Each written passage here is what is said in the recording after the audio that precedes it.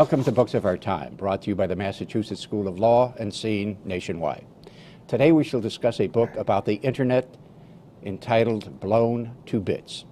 Two of its three co-authors, Professors Harry Lewis of Harvard and Hal Abelson of MIT, are with me today to discuss their book. Professor Lewis is a former dean of Harvard College and is a professor of computer science at Harvard. He is the author of numerous articles on various aspects of computer science. Professor Abelson is a professor of electrical engineering and computer science at MIT.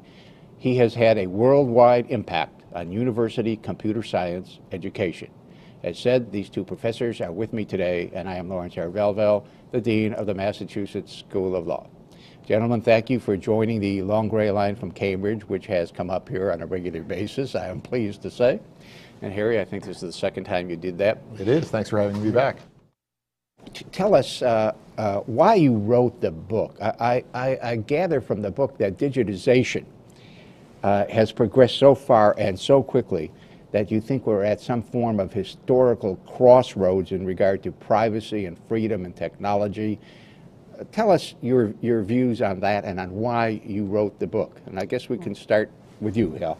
Well, what's happening is things are starting to change so fast that even for people like Harry and me, who've been in this business a long time, it's just surprising to us how things are changing. And it's that things have reached a stage where there are now enormous differences happening, much more so than before. It's only recently been the case that we can remember everything about your life, that there's enough storage around to just never have to delete everything, never have to forget anything. It's only been recently that we can really cheaply have real-time video conferences across the world, and we all kind of knew it was coming, and those of us in the computer business sort of said, it's coming, it's coming, it's coming, but now it's here. And kind of what's not here is the adjustment of our attitudes towards this thing. So, you know, it was nice to say, gee, in the future, I'll be able to know where all of my friends are. Yeah. And now I can know where all my friends are. Yeah. And I don't know how to think about that. So it's somehow the technology's been moving fast, but our attitudes and our intuitions about stuff haven't been moving. And it's that kind of disruption and that discontinuity that the book's really about. Yeah.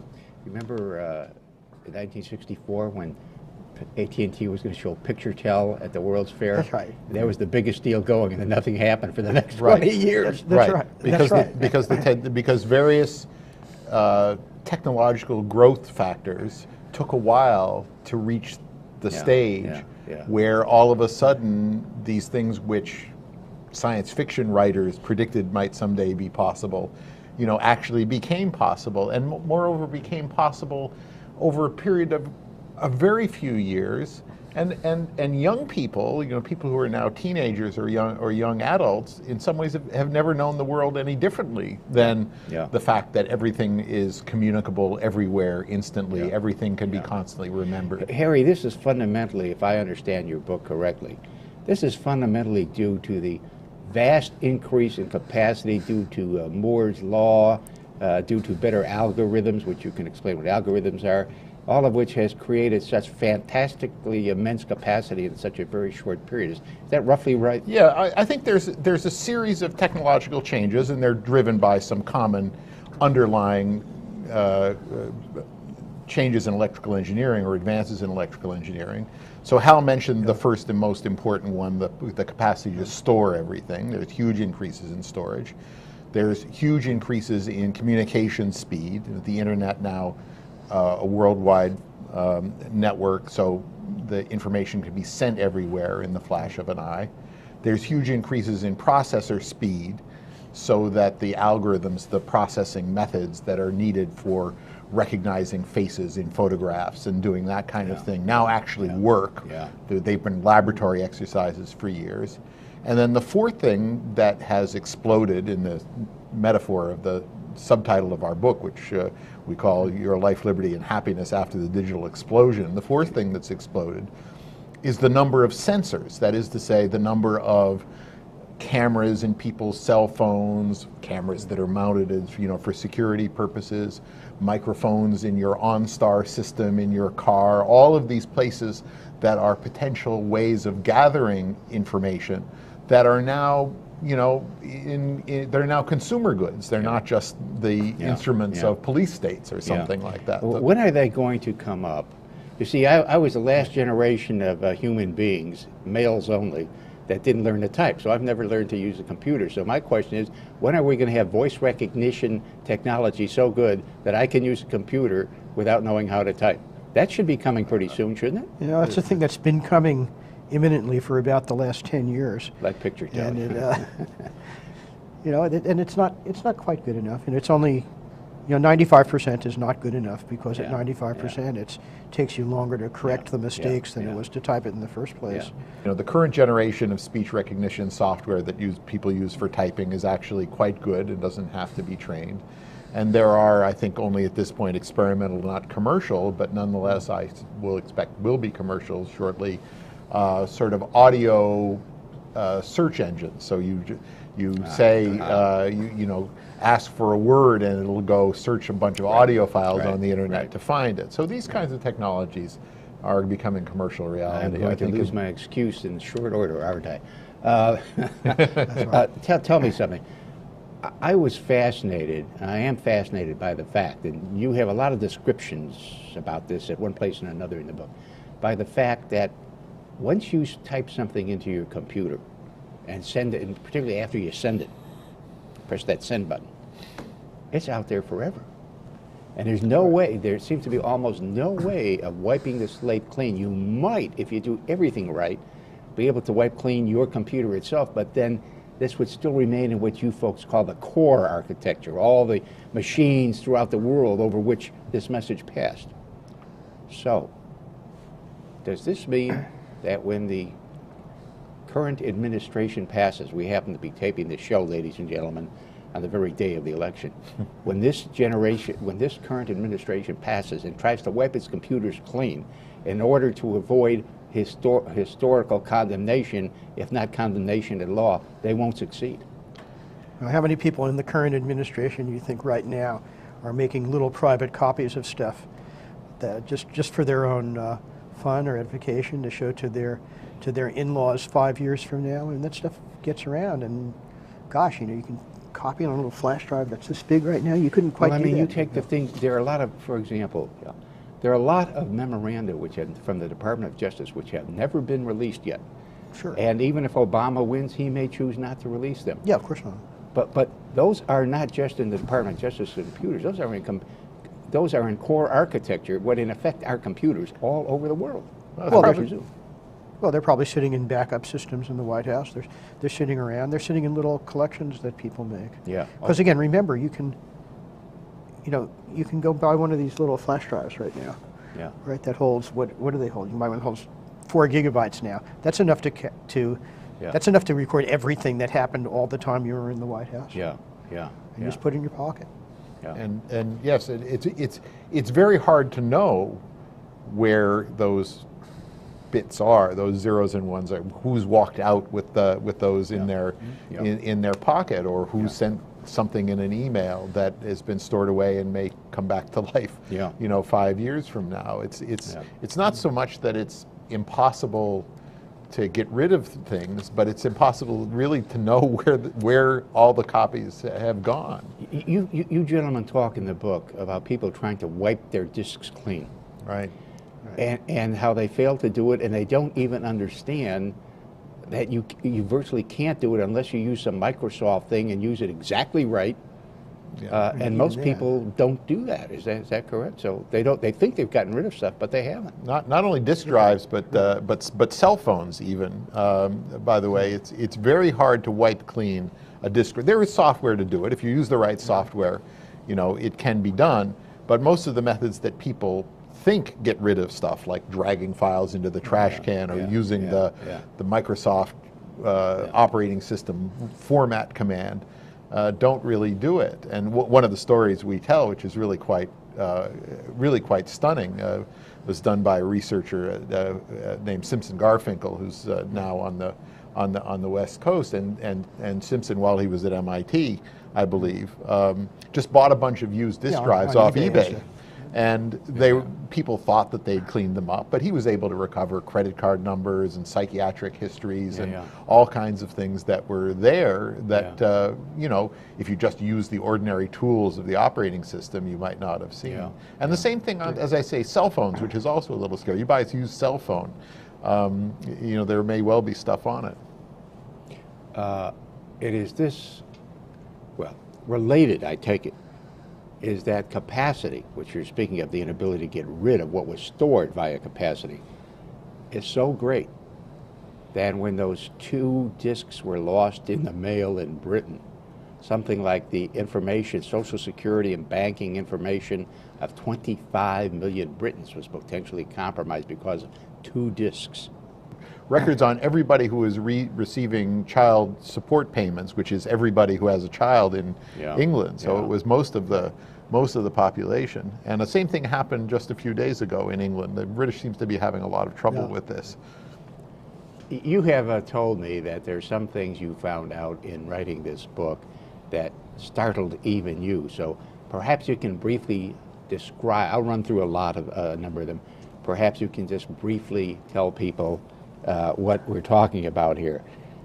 Persons can be tracked via their own cell phones even though they don't know it, correct? Right, well that's, I mean, startling is funny. It's in a sense being startled without being surprised.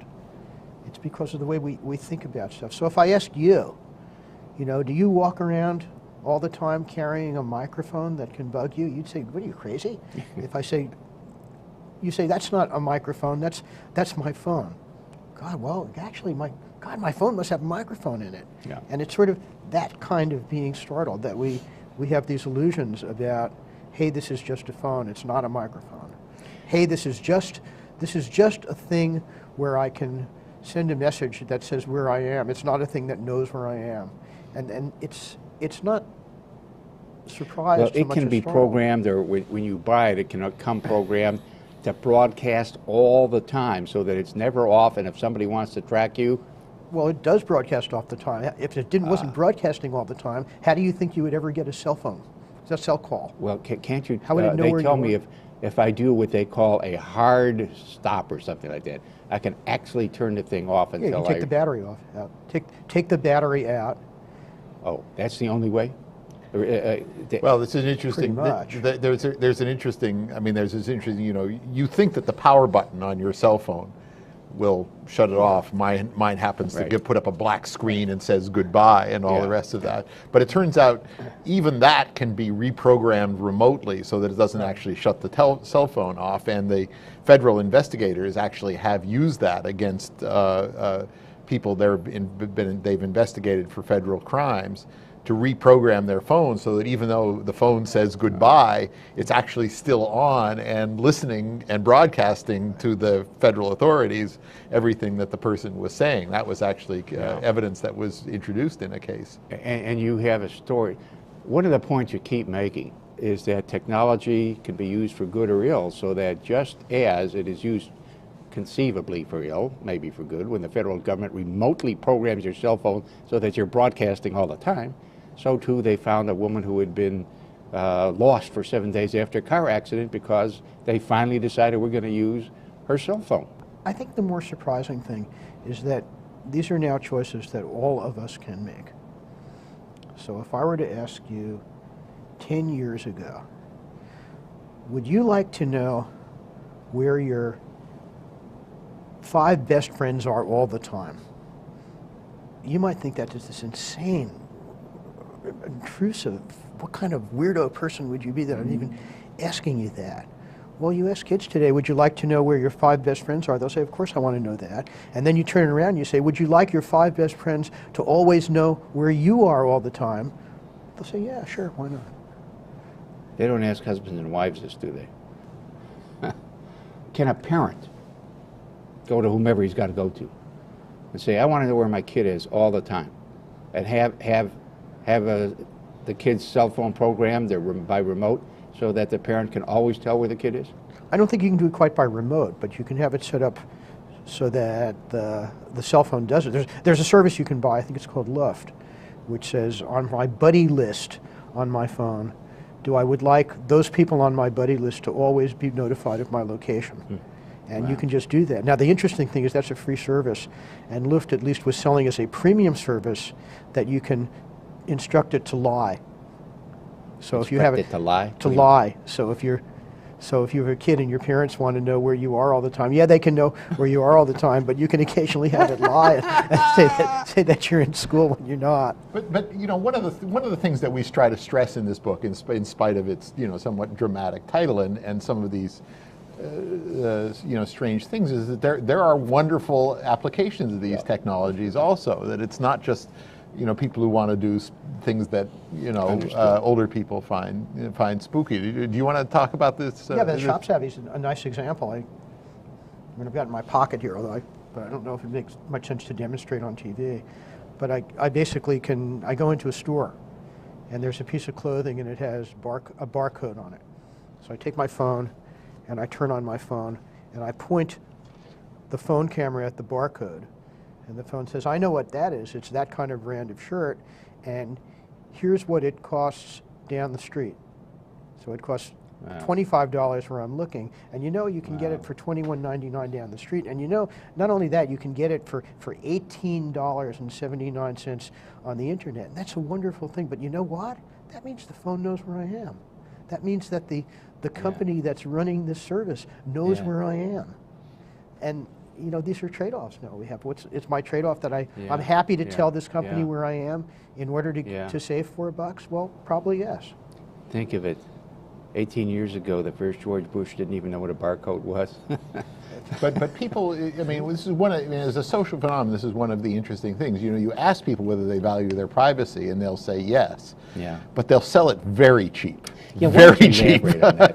Elaborate on that, because the corporations, the stores when you walk in, the corporations, they are picking up amounts of information on people that are staggering. Well, the classic example of this that's been around for years is the so-called supermarket loyalty cards, where you register and you get a car from your supermarket, and then you get what they call a 5% discount or something on certain selected items of food, in exchange for scanning your card at the time that you check out.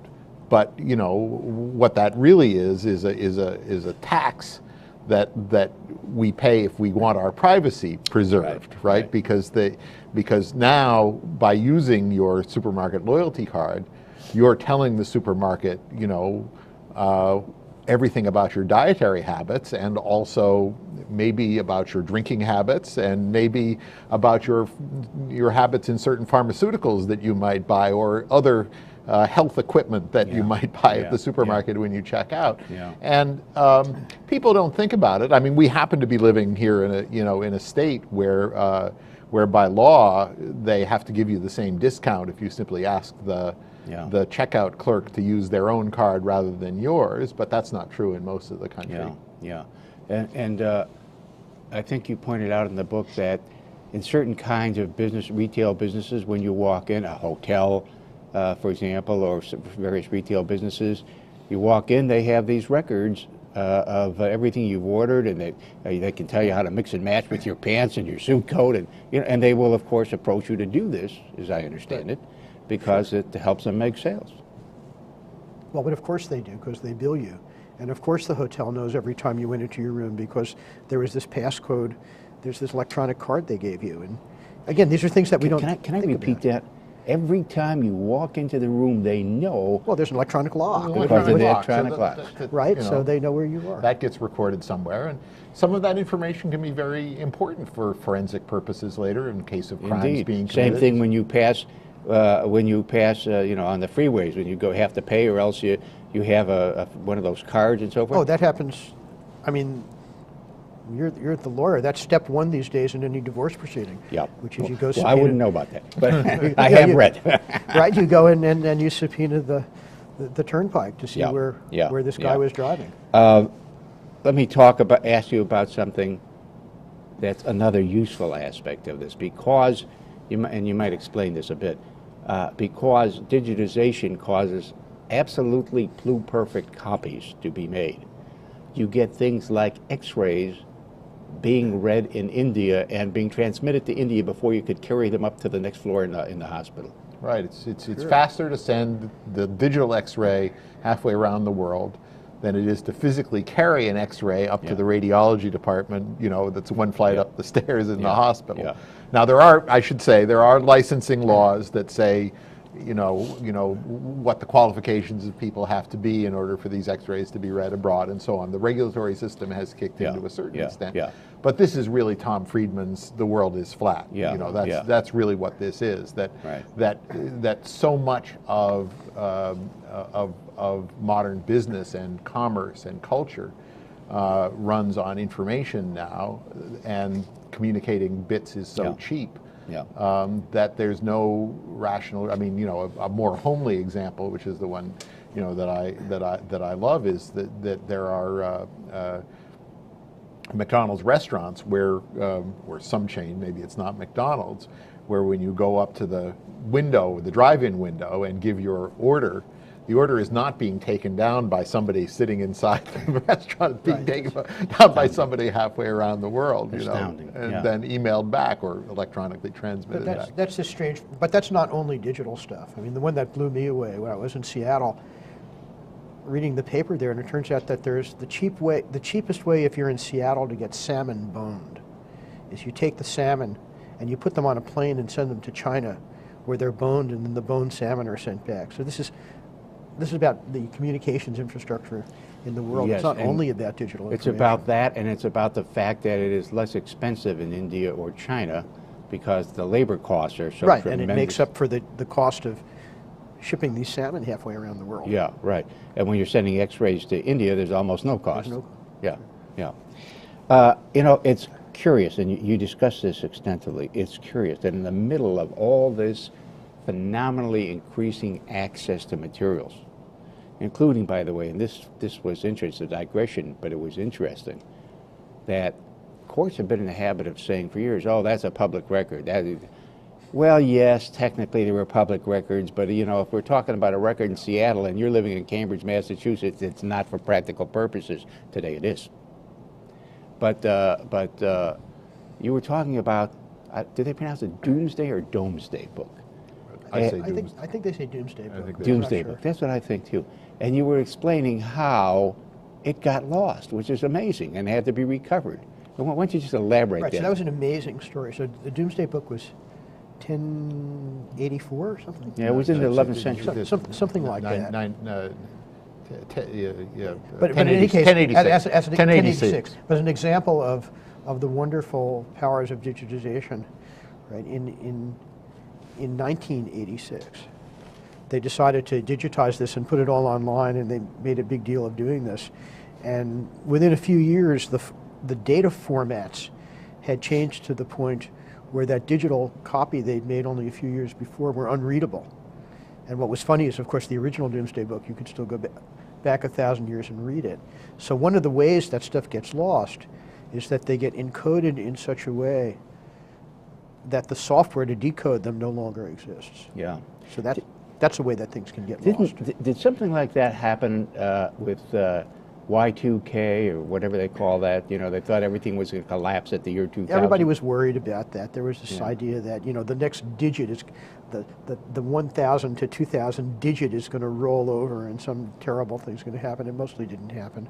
There are all these people who made a big living by Had they predicting it forgotten anyway. how the format of programming that? No, it wasn't a question of forgetting the program. It was just that when Hal and I were writing those codes back when we were in our 20s, you know, the amount of computer memory was so expensive that to keep saying 19, 19, 19, 19, 19 for every year when it was always 19 something, you know, we just were trying to save a few bucks. I'm not talking about Hal and me. I'm talking about our generation of programmers. And now, of course, you know, the memory's so cheap that issue isn't significant anymore. Radio identification tags.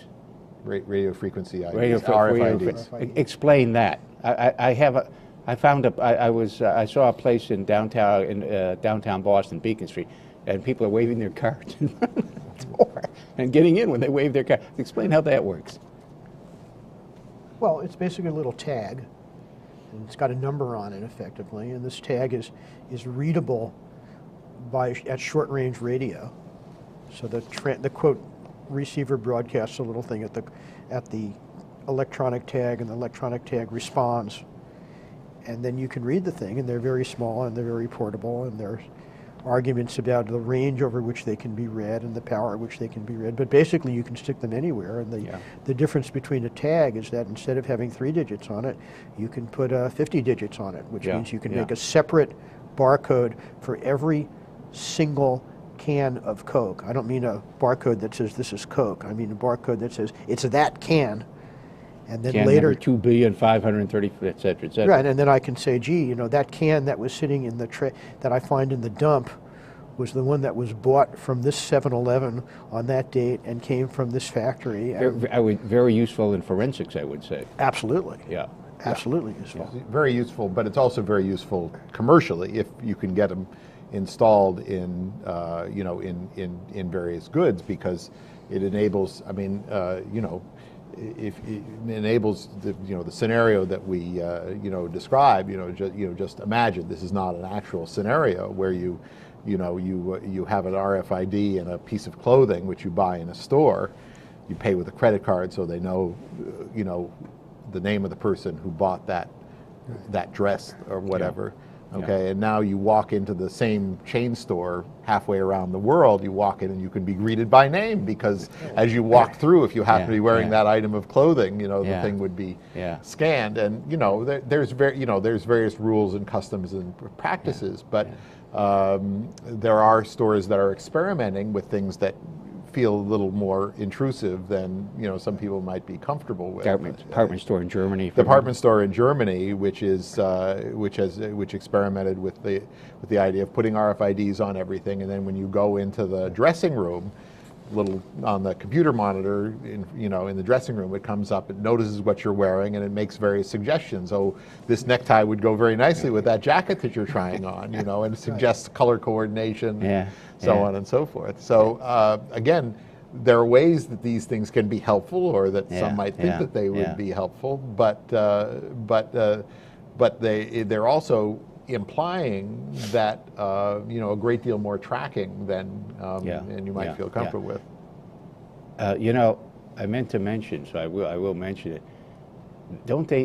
What they can do with a cell phone by remote control, they can do that with the OnStar system on Cadillacs, right? Right. That's and they do that. And they do that. They do that. They do that. So yes, the OnStar system is the system where if you roll into a ditch or if you push the button, the nice woman comes on and tells you, asks you if you're okay, or tells you where the nearest pizza parlor is, or and if whatever. somebody wants to overhear your conversation, they can remotely program that on the OnStar system too. Just turn it on and listen. That's a radio communication, and it's a very interesting matter because that particular radio channel between the OnStar system and headquarters is not covered under telecommunications law. That's not considered a telephonic communication. So the wiretap laws that would apply to listening in on cell phone conversations don't actually apply to listening to authorities listening in on OnStar conversations, and that too has been done and introduced in court cases. Explain biometrics and what they can do now because it's vastly expanded capacity in computers. Apparently, they have the word right? Not bio. Biometrics. It's replacing fingerprinting. Well, biometrics just means things that are measured with respect to you. So fingerprints are an example of biometrics, and retinal scans are an example of biometrics, and facial recognition is an example of biometrics. And they'll take 100 points on your face, the cheeks. And all that means is stuff that's you. Gosh, doing DNA sequencing on people, which people are starting to be able to do. So if you sort of do this, you can tell it was me who touched it. Those are examples of biometrics, and those technologies are getting better, and we can store more and all sorts of things. So already, the airports are introducing clear card lanes. So for $200 now, you actually have to pay for this privilege. Yeah. But you get through the short line if you're willing to have an iris scan, and when you when you walk through, I think it's an iris scan and a fingerprint. I think. I think what it is. But the interesting development is that there's a lot of less less intrusive thing. You actually have to go up to get the iris scan done. But there's a lot of things about your gait and, as you say, taking some measurements, that can be done by cameras at a distance. Yeah. Which there are efforts underway to try to get enough data on the way people walk and their size and shape and general skin color and so on, to enable them to be uniquely identified at a distance, you see. Then it would not require the cooperation of doing a fingerprint or doing the iris scan or something like that. And there's all kinds of discussions going on about the Real ID Act, which would be a sort of national identification card issue, and that may all prove within a few years to be somewhat irrelevant, because we can all be identified by these these physical characteristics. And frankly speaking, I know people who travel so much that $200 to get through quickly would be a bargain. Well, that's the annoyance. That's the non-annoyance tax, like the privacy tax. Right. If I don't want to be annoyed at airports, I can choose to pay a tax, so I won't be annoyed. Yeah. And if I don't want to be annoyed at an airplane, I can get rich enough to buy my own airplane. Right. And that's not bloody. Two things that seem dangerous. Cookies, you might explain what cookies are, and de-identification, which seems to be quite relevant with medical data and dangerous. Well, what a cookie is. A cookie comes from the original ones of these. We're doing a takeoff on Sesame Street where there would be a little program that was called the Cookie Monster that said, "You shut me off by giving me a magic cookie." And then from that, this idea of cookie. A cookie is a little piece of information that when you go visit something on the web, the website you're visiting will put something on your computer to remember who you are. So the fact that when you go to Amazon, that Amazon says, "Hey, here's your account," and you can look at your account. The way they know it's you is that there's a cookie stored there. So that's the way that websites remember things about you. And like anything else, it's incredibly convenient that when you go to a website, it remembers you, and at the same time, it knows that it's you. And then the other thing that happens is Amazon can make a partnership with some other company, so the two of them together can now both know everything about you, and people have been more or less upset about this over the last decade. And before you get that identification, they have metadata, which means they can learn more about. They can tell what printer and what time of day and who did it, or maybe not quite who did it, but explain what the metadata is. So metadata is, in general, computer readable. Meta means about, right? So it's information about the information. So for example, you might send somebody a Word document a memo that you're writing. What goes along with that sometimes is who you are and what date it was written, whether or not you filled it in the memo or not. As you said, on some printers actually print data that say what the printer serial number is. Yeah. You don't see that. What you can see is if you take photographs. So you can go look at a photograph on your computer, and you can find a place where you'll see the aperture speed and the date and the camera type and all that. All that is metadata, and they sort of caught Tony Blair in a lie involving Iraq by means of metadata, didn't they? Yeah, because there's stuff recorded there. Any number of the actual fun one is that lots of us have typed memos on the computer, and we do online editing, and we edit out some embarrassing thing, and we think better of it. Well, if you're not careful, that data is all still there. It just may not be you're choosing not to view it. And there have been lots of examples where people have sent business memos that have contained the raw stuff that was edited out when whoever thought better of it. Yeah. And they figured out from that who really wrote something that Tony Blair claimed was written in a foreign office. It was actually written by his flax. And they found that out through them. Right. And then the great example which we cite and actually have a nice illustration of the deleted word problem, the problem of the edited document containing some of the text that had been edited out, was a report by the United Nations, a very high stakes document. It was a report on the assassination of Rafiq Hariri in Lebanon. Oh, yes, yes. And the UN, there was suspicion that that the president of Syria had somehow been involved in it. Yeah. And when the Yeah. document was released, it turned out that the sort of ghostly traces of the deletion, which said in the text, high Syrian officials, and what it actually said was the name of the brother of the president of Syria. So, these things have very high stakes consequences. And as I remember it, Harry, there was also a theory that the guy who was in charge did this deliberately, knowing that the Syrians would crack it because he wanted to send them a warning. Well, that was the theory. This is Middle Eastern stuff we're talking about here. Layers of stuff. Yeah, mirrors and mirrors. But I think the general point is that you have to remember, when we're doing stuff in the digital world, that's an illusion that somebody has constructed. Right? I mean, your desktop on the computer isn't really a desktop. The trash can isn't really a trash can. When you blot something out in a paper, you're not really taking some ink and saturating some paper with the thing. That's all an illusion, and those illusions can be more or less faithful to the stuff you think they are. It's really just a bunch of electronic bits inside the computer. It's just a constructed thing. When you say, if I see something that I put paper in a picture of a trash can and do a thing that says empty the trash, and that image of the paper disappears and it makes some cute sound, that's not really somehow being ripped up. And there was something you folks said, that sometimes people will white out stuff, and they think that this is like using whiteout on a piece of paper, and you can't get. Well, somebody who's smart simply reverse engineers it, so to speak. Well, but what was the whiteout? The whiteout was, there's a picture on the screen, and somebody changed what that picture is. Yeah. That didn't make anything go away necessarily. Yeah, just overlaid the picture. It's a picture of a magic marker. Yeah, right. It's just make a big black stripe, and there's a big black bar over it. It must be gone. Well, it's not gone. Yeah. Right? There's a word for this in art, where you uncover. The word is escaping me at the moment. Where there's something underneath what you think the picture is. Oh, palimpsest or something. Yes, a palimpsest. But here it's not even that. I mean, if you think about what's happening in that kind of example, there's actually paint, and you think about removing the paint. Yeah. All that's happened in this is there was a picture on the screen, and somebody changed what the picture is. Yeah.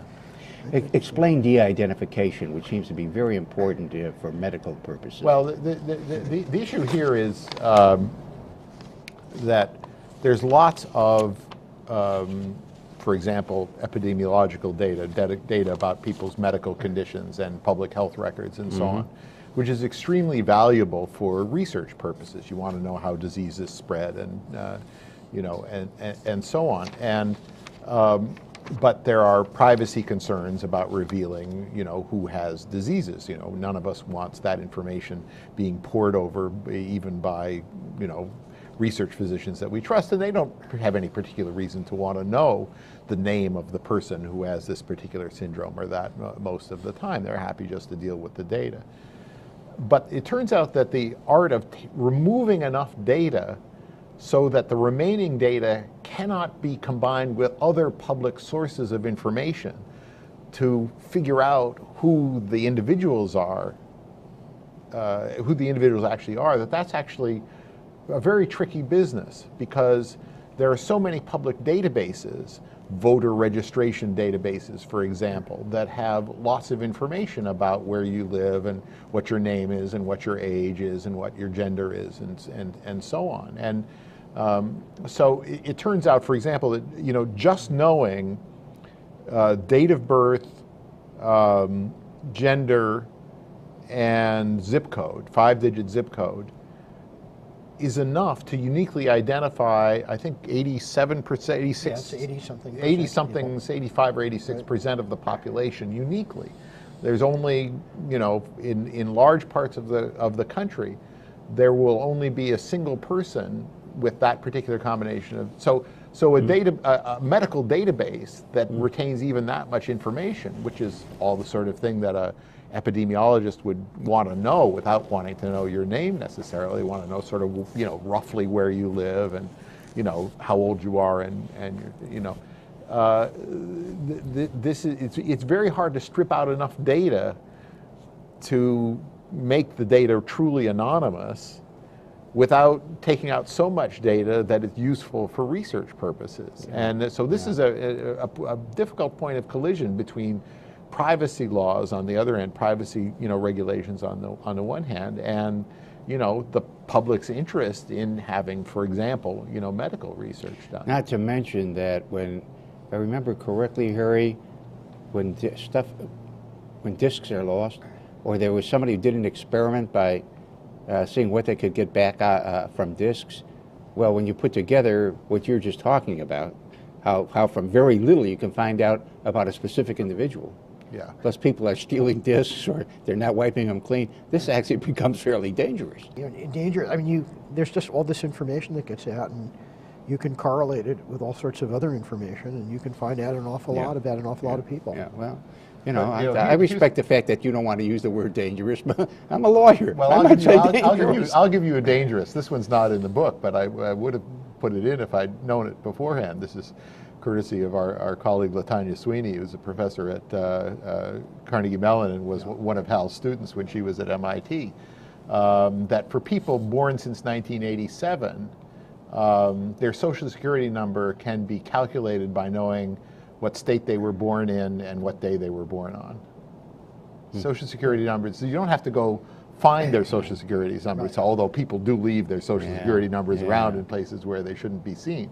But because Social Security numbers are given out at birth, and they're essentially given out in serial order with the first 3 digits representing a state code, and the Social Security death index giving all that information about people who are dead. So there's lots of, there is lots of reason to be worried.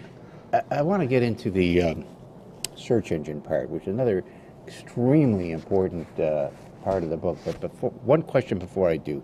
Explain, if you would, the Internet's basic architecture, the core machines as well as the surface machines. I don't have the right word. Right. I'll let Hal talk about that. And so the ways in which, there was some way in which Microsoft tried to change this, but I guess so far hasn't succeeded. So start with the core architecture. How does the Internet work? What's the architecture of it? Well, it's basically the word Internet, right? It's a bunch of networks that are hooked together. Computers. There are things called hubs and switches, and they run on large cables that hook things together. But the main point of it is that they can be hooked together. So what's really important is that there's an agreement about how information is carried across it.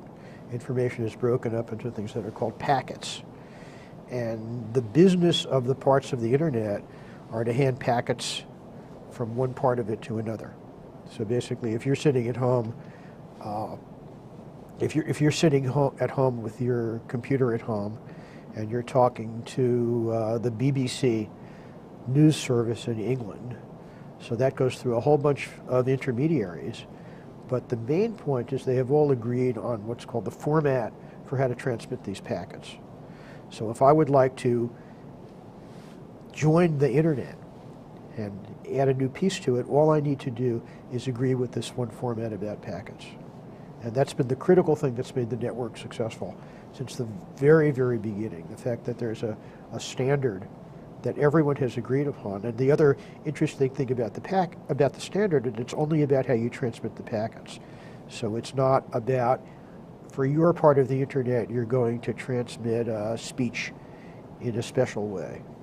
It's that everybody can kind of join the club by just making this agreement about this one standard. So that's the critical thing about the Internet. As I understand it, I thought your example of postcards was great. Right. These packets are like dividing up War and Peace into 25,000 postcards and sending the postcards, and one will go 1 second, another one will go another second, and so on and so forth. And at the other end, it all gets put together, so it comes out War and Peace. Right, because these things have serial numbers on them, and they say, gee, I'm getting them, and I'm going to put them together in this order. But the remarkable thing is that the network design was only about postcards, and it's still today only about postcards.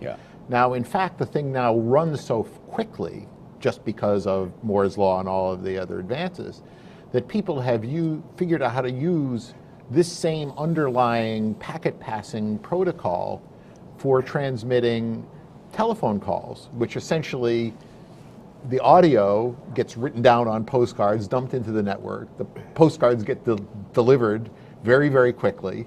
Not all through the same route, but they all have serial numbers on. They get reassembled at the other end, and you've got Skype or one of these voice over. And the video might go through different packets and the different routes. Different routes, absolutely, and they get assembled at the other end. You know, in the case of a telephone call, you may lose a few packets, but it doesn't really matter because it's only audio, and you wouldn't even notice the difference. You know, hardly. Other kinds of documents, you know, the higher reliability is needed, but.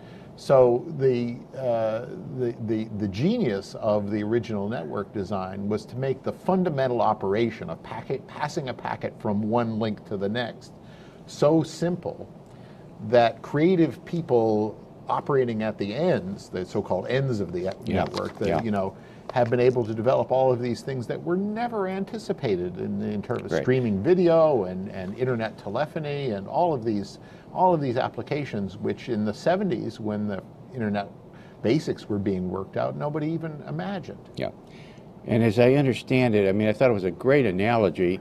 You said it's also a lot like electric plugs in your wall, because they'll get electricity from any power station anywhere, and you can hook any device to it, which meant that people were free to experiment with new kinds of devices to hook to it, and new kinds of power sources, from hydroelectric to nuclear to wind to you name it. Right. Well, that's what's happening on the internet now. Well, it's the critical thing, that the thing you want to standardize is the thing that connects stuff together. Yeah.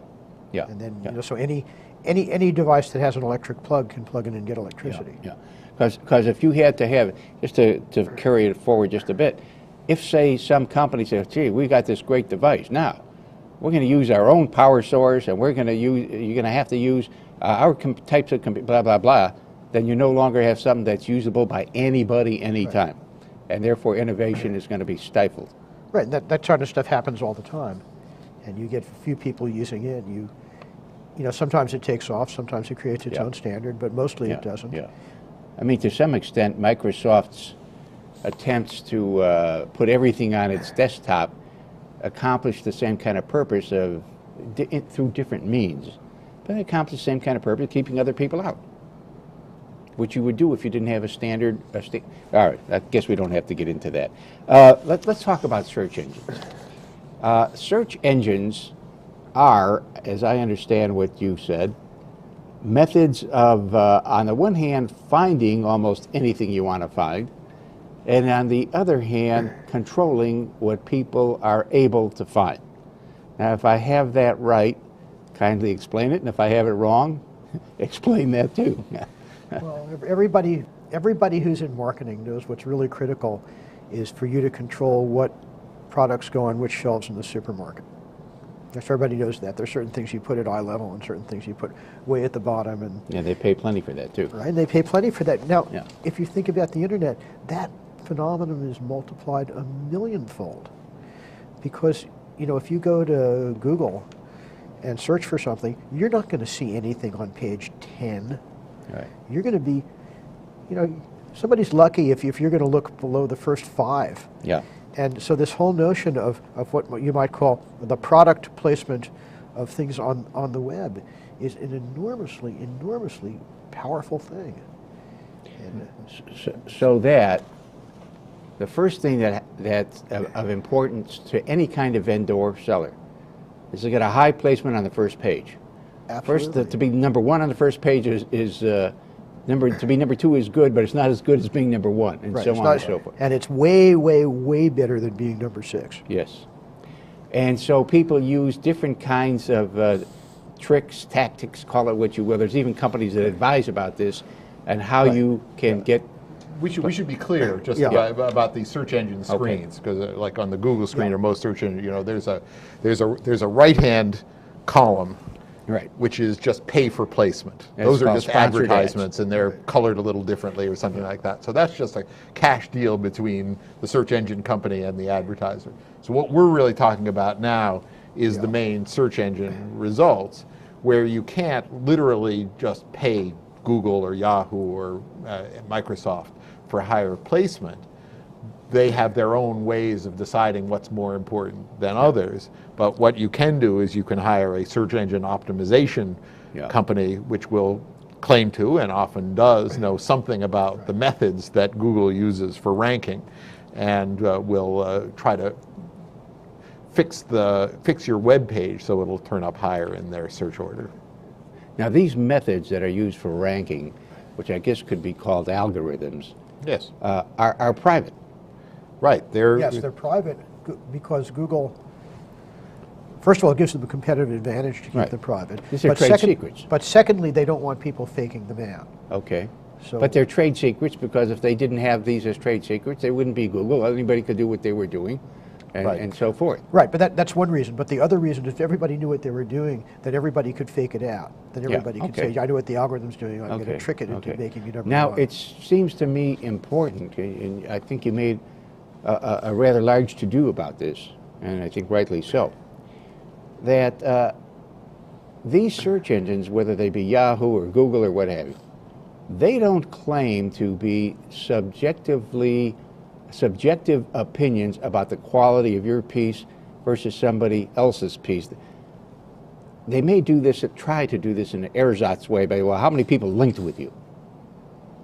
But fundamentally, they're not, it's not as if you ask either Noam Chomsky on the one side or Thomas Friedman on the other or David Brooks, which of these two pieces is better on this subject? Doesn't work that way. They're essentially relying on some kind of popular vote about what's important, and I think there is, what's the motto? Democracy works, or something like that. Google has some such motto that it uses. So they do not have their own subject area experts thinking about what's better and what's worse. Not at all. It's an intrinsic property of the network itself, at least most of the time.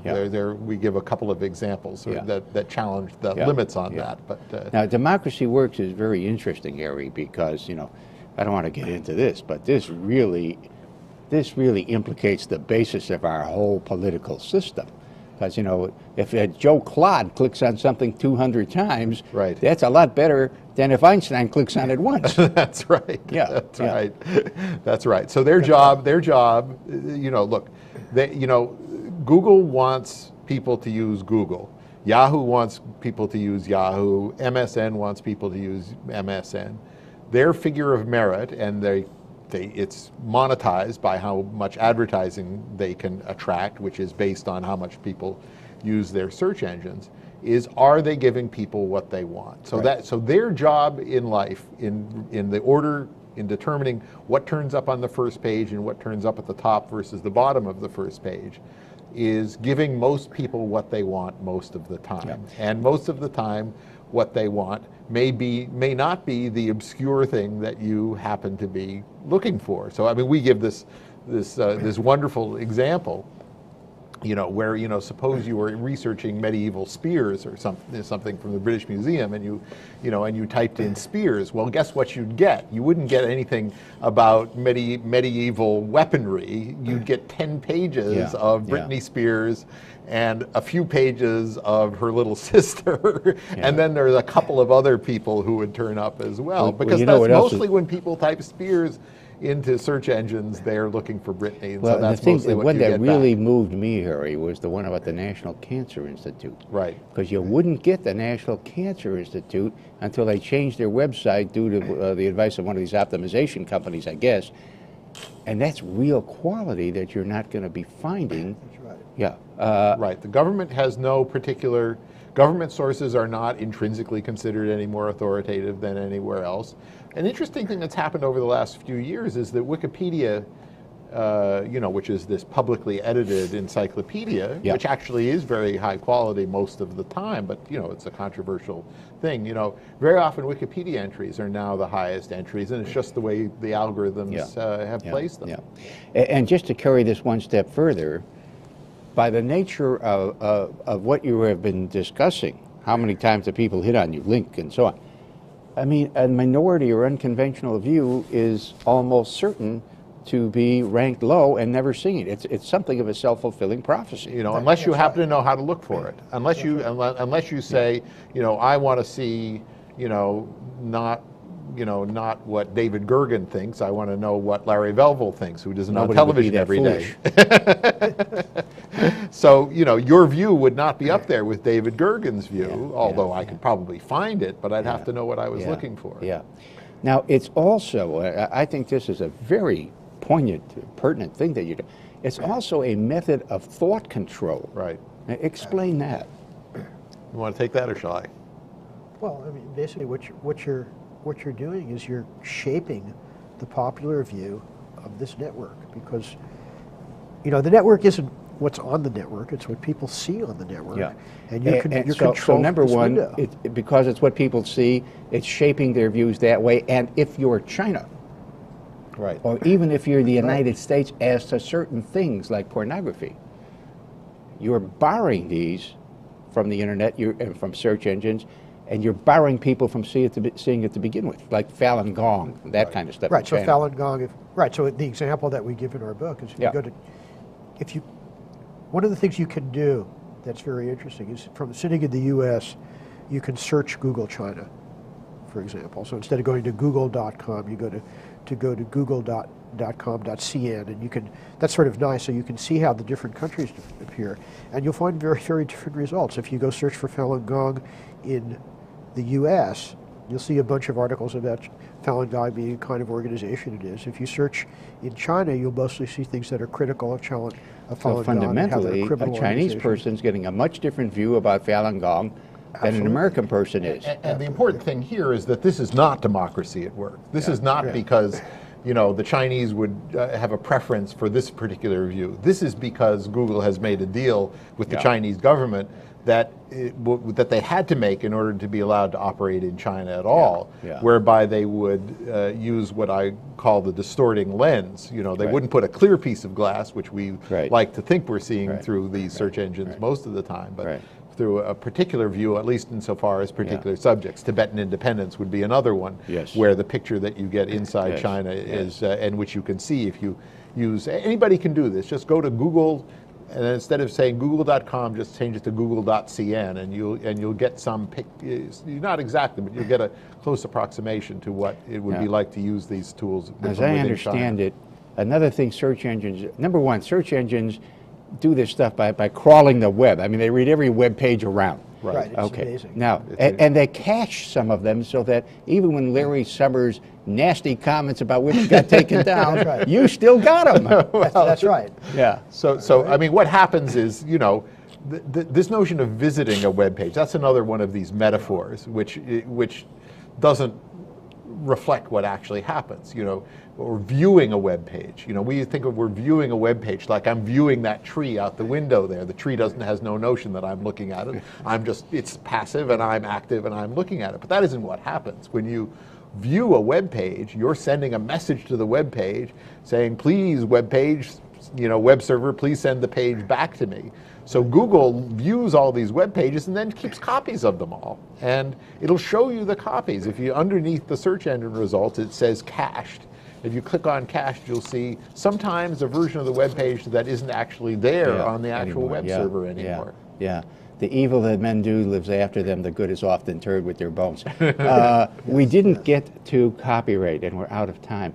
Wow. Suffice it to say that you folks, anybody who reads your book ought to spend significant time reading what you have to say about copyright. Please. Because this is a different world. This is a new world with regard to copyright. Now that anybody can send out 100,000 versions of something in a press of a button, copyright has got to be completely revamped. That's the bottom line. The law is broken. Yeah. Well, gentlemen, thank you. Okay. Thank you for coming up from. Enjoyed it very much. Thank you. And now you can join the long crimson line returning to Cambridge from Andover. Thank you very much. And to the audience, thank you, and be with us again next time.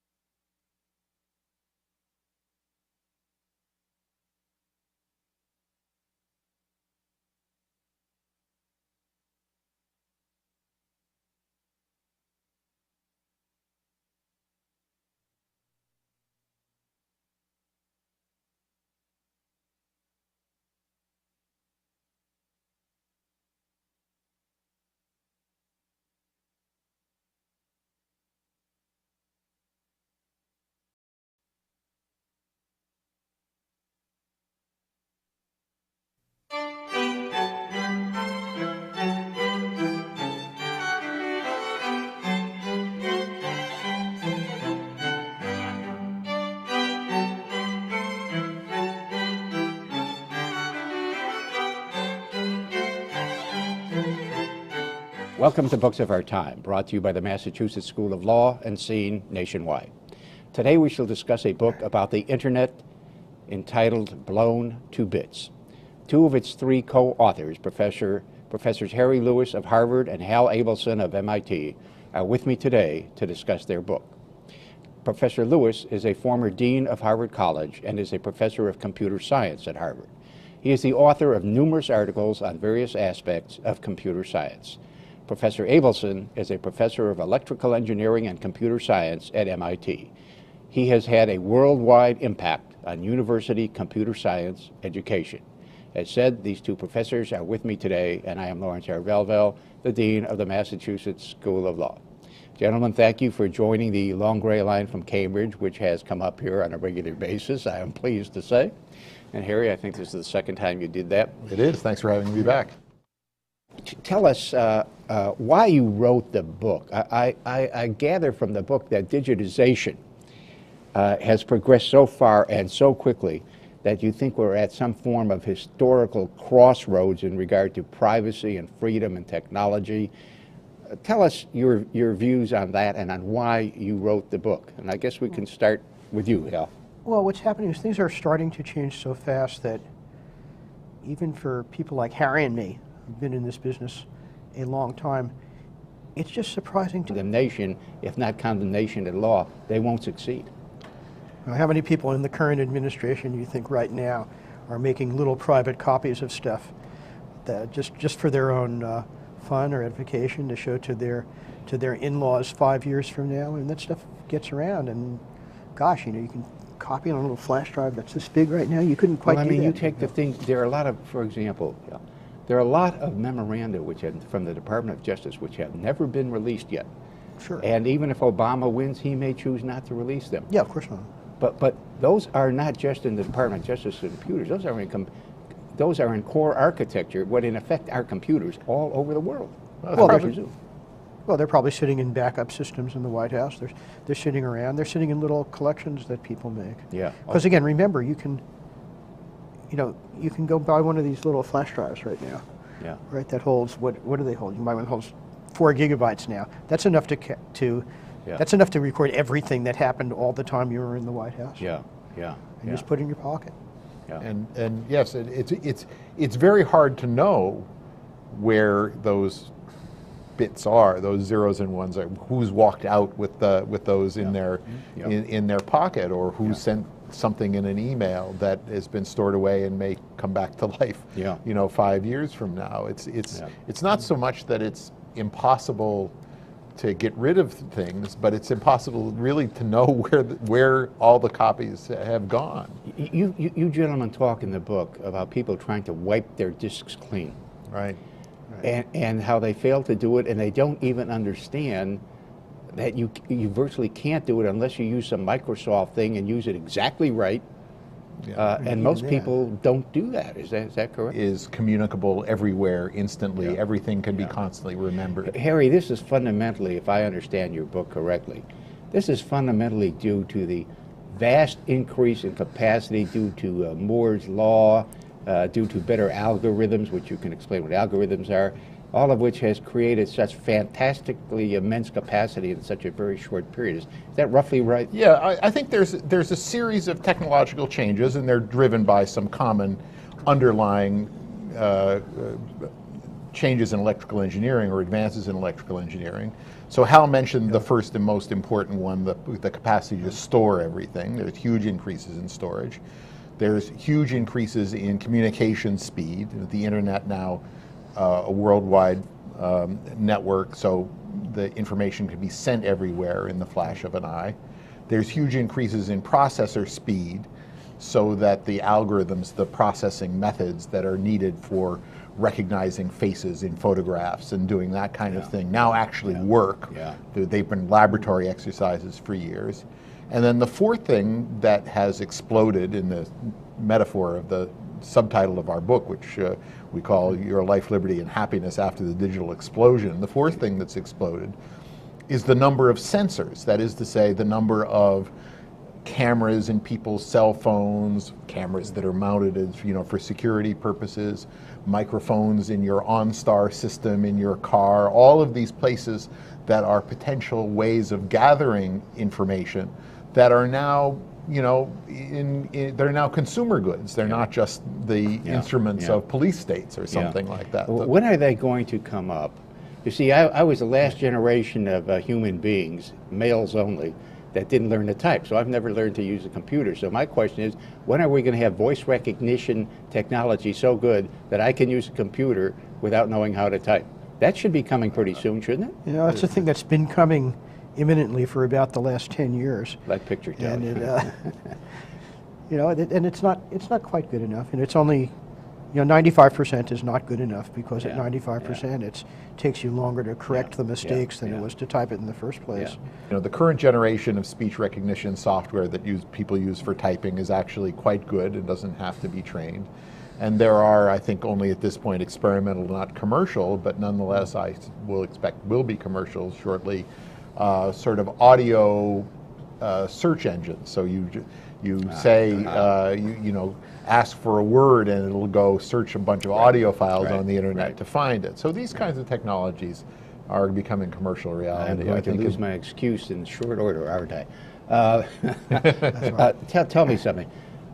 I was fascinated, and I am fascinated by the fact, and you have a lot of descriptions about this at one place and another in the book, by the fact that once you type something into your computer and send it, and particularly after you send it, press that send button, it's out there forever.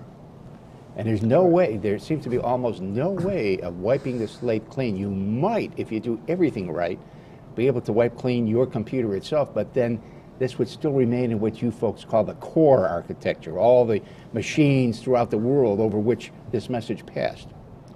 So, does this mean that when the current administration passes, we happen to be taping this show, ladies and gentlemen, on the very day of the election, when this current administration passes and tries to wipe its computers clean in order to avoid historical to us how things are changing. And it's that things have reached a stage where there are now enormous differences happening, much more so than before. It's only recently been the case that we can remember everything about your life, that there's enough storage around to just never have to delete everything, never have to forget anything. It's only been recently that we can really cheaply have real-time video conferences across the world, and we all kind of knew it was coming, and those of us in the computer business sort of said, it's coming, it's coming, it's coming. But now it's here. And kind of what's not here is the adjustment of our attitudes towards this thing. So, it was nice to say, gee, in the future, I'll be able to know where all of my friends are. Yeah. And now I can know where all my friends are. Yeah. And I don't know how to think about that. So it's somehow the technology's been moving fast, but our attitudes and our intuitions about stuff haven't been moving. And it's that kind of disruption and that discontinuity that the book's really about. Yeah. You remember in 1964 when AT&T was going to show picture tell at the World's Fair? That's right. That was the biggest deal going, and then nothing happened for the next 20 years. That's right. Because various technological growth factors took a while to reach the stage where all of a sudden these things which science fiction writers predicted might someday be possible, actually became possible, and moreover became possible over a period of a very few years, and young people, people who are now teenagers or young adults, in some ways have never known the world any differently than the fact that everything